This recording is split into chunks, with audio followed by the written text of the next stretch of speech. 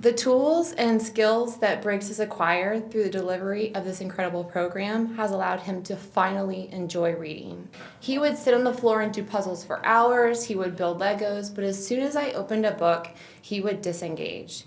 And it's interesting that Mr. Oglethorpe brought up a situation or a scenario about the COVID experience for somebody in pre-K, because that's exactly what I experienced. So I didn't have an opportunity to enroll him in anything that resembled a kindergarten. And I represent the Secretary of the Army, and my husband is emergency personnel.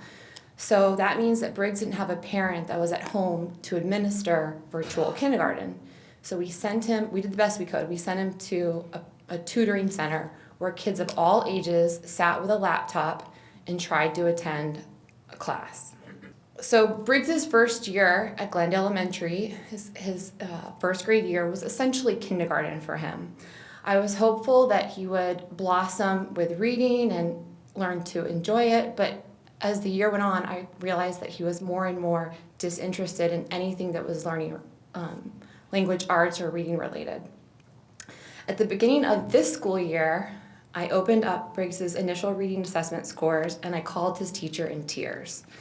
It was clear that he was struggling with basic literacy skills, and between the school's data and what I was seeing at home, I began to worry that he was losing confidence in himself and that he was going to continually struggle through his early years of education. I immediately met with his teacher and I contacted a child psychologist to test for any learning disabilities. In sum, Briggs's visual and spatial acuity scores were off the charts. He was solving algebraic equations and identifying geometric solutions such that the doctor ran out of tests. However, his reading and comprehension scores were well below average. The doctor explained that these scores were significantly related to the lack of stimulation when exposed to reading material, and that we were going to need a private tutor since it was clear that any other stimuli, whether it be a child in a classroom or the wind blowing outside, would be distracting stimuli that Briggs would value over reading instruction. Additionally, the report identified that Briggs was a whole word reader with a high picture reference memory, which meant that he would have done well in ancient Egypt with hieroglyphics, but at present he was significantly struggling with phonics.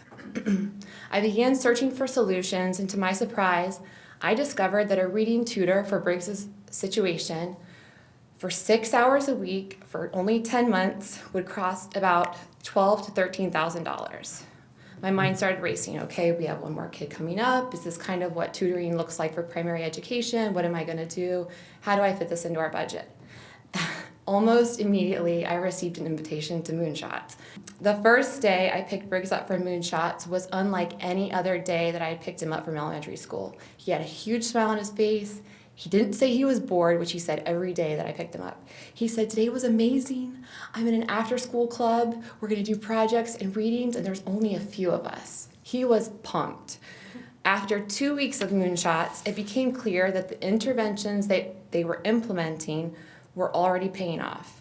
The small group attention and the tailored techniques allowed Briggs to build up the foundations of literacy that he had been missing, and his confidence flourished. After only a few months, I was shocked. Briggs began taking the lead role at bedtime. He was picking out stories and he was reading to his little sister. The tutoring provided by Moonshots has contributed to my son's confidence and it made him a much more confident reader.